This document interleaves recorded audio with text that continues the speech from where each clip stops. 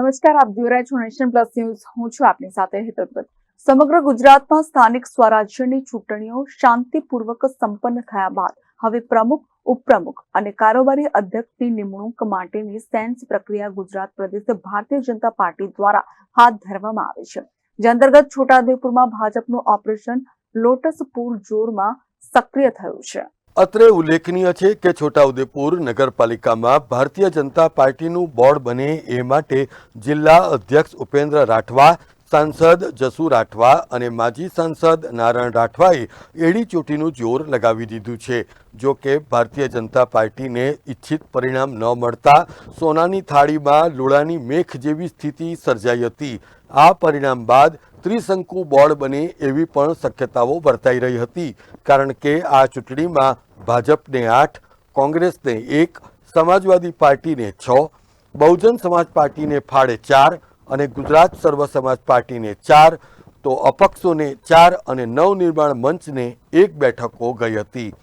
એટલે જ ભારતીય જનતા પાર્ટીએ નગરપાલિકામાં પોતાનું બોર્ડ બનાવવા માટે સામ, દામ, દંડ અને ભેદની નીતિ અજમાવીને ઓપરેશન લોટસ હાથ ધર્યું હતું.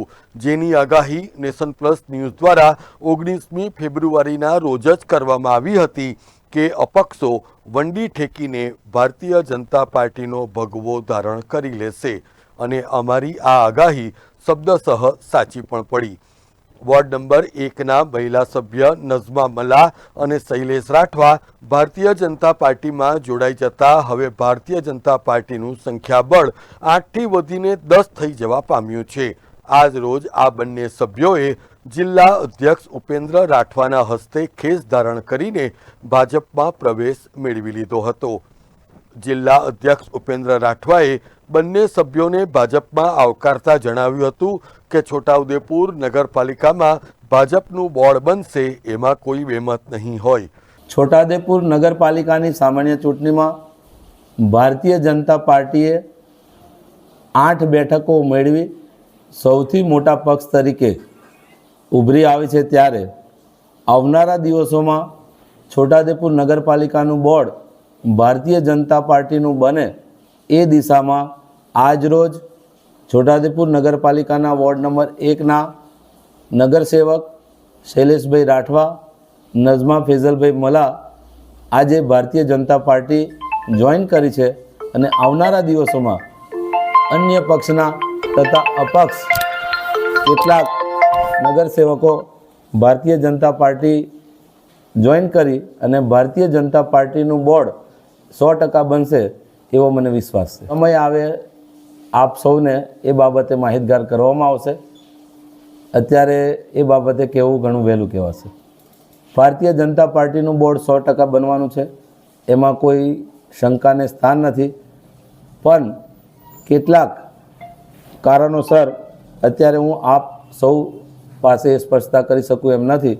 આવનારા દિવસોમાં સમય આવે આપણે સમક્ષ આ બાબત પણ ઉજાગર કરશું. અમુક 100% ભારતીય જનતા પાર્ટીના મેન્ડેટ પર ચૂંટાયેલ વ્યક્તિ ભારતીય જનતા પાર્ટીનો કાર્યકર્તા નગરના પ્રમુખ તરીકે ચૂંટાશે. એમાં ઉપપ્રમુખે અમારે પ્રદેશ મોવાડી મંડળ પાર્લામેન્ટરી બોર્ડ નક્કી કરશે કે છોટાઉદેપુરમાં પ્રમુખ, ઉપપ્રમુખ કે અન્ય હોદ્દા કોને ફાળવવા. અત્રે નોંધનીય છે કે નઝમા મલાના પતિ ફૈસલ મલાએ પણ ભાજપનો ભગવો ધારણ કરી લીધો હતો. જો કે ફૈસલ અગાઉ પૂર્વ રેલ રાજ્યમંત્રી નારાયણ રાઠવાની સાથે જ કમલમ ખાતે CR પાટીલના હસ્તે ભાજપમાં પ્રવેશ મેળવી ચૂક્યા હતા. આધારભૂત માહિતી અનુસાર હજી 48 કલાકમાં ભાજપનું ઓપરેશન લોટસ અત્યંત આક્રમક રીતે હાથ ધરાશે, જેમાં અન્ય સભ્યો પણ ભાજપમાં જોડાઈ જાય એવી વકી છે. ત્યારે જો છોટાઉદેપુર નગરપાલિકામાં ભાજપનું બોર્ડ બનશે તો નઝમા મલા અને શૈલેષ રાઠવાને પક્ષ તરફથી જવાબદારી આપવામાં આવશે એવો પણ કયાસ લગાવાઈ રહ્યો છે. તાજેતરમાં યોજાયેલ નગરપાલિકાની ચૂંટણીમાં વોર્ડ નંબર 1માંથી મારા પત્ની નઝમા ફેઝલ મલા તેમજ શૈલેષ રાઠવા અમે લોકો અપક્ષ પેનલ બનાવીને ચૂંટણી જીત્યા હતા. આજ રોજ અમે લોકો વોર્ડના વિકાસ અને નગરના વિકાસ માટે ભારતીય જનતા પાર્ટીના વિકાસને પ્રેરિત થઈ આજ રોજ અમે વિધિવત રીતે ભારતીય જનતા પાર્ટીના જિલ્લા પ્રમુખ ઉપેન્દ્રભાઈના હસ્તે કેસ ધારણ કરી ભારતીય જનતા પાર્ટીના અંદર વિધિવત રીતે જોડાય છે. એક તરફ છોટાઉદેપુર નગરપાલિકામાં કોંગ્રેસનો કક્કો અને આમ આદમી પાર્ટીનો એકડો સાવ ભૂસાઈ ગયો છે, ત્યારે અન્ય પક્ષો માટે ભાજપ સામે શિંગડા ભેરવવા આસાન નહીં હોય, જેને પરિણામે આગામી દિવસોમાં ભાજપનો ભગવો ધારણ કરવા માટે લાઈન લાગે તો નવાઈ નહીં હોય. Rehan Patel, Nation Plus News, Chhota Udepur.